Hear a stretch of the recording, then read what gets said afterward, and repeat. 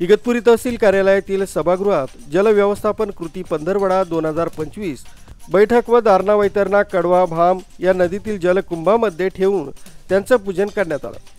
पाण्याचं नियोजन तसं त्याच्या वापराबद्दल माहिती देण्यात आली।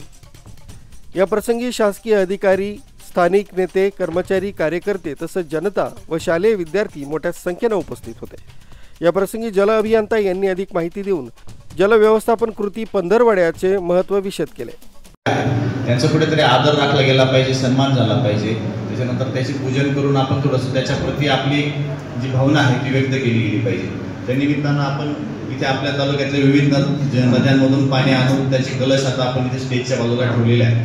आपण मान्यवरांच्या हस्ते त्यांचं पूजन करणार आणि कार्यक्रमाला सुरुवात करणार। त्यानंतर दुसरा विषय असा आहे की आपले जे काही जलसंपदा विभागाचे जे लाभधारक शेतकरी आहेत, त्याच्यानंतर जे कोण आपल्या देशाचं, आपल्या समाजाचं जे भविष्य आहे, आपले विद्यार्थी असतील, सर्वांमध्ये वेगवेगळ्या प्रकारचे उपक्रम राबवले गेले पाहिजे।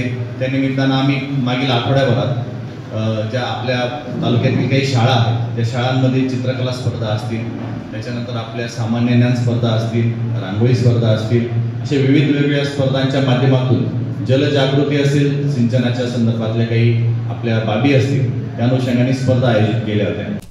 राजू देवळेकर, न्यूज 7 मराठी, इगतपुरी।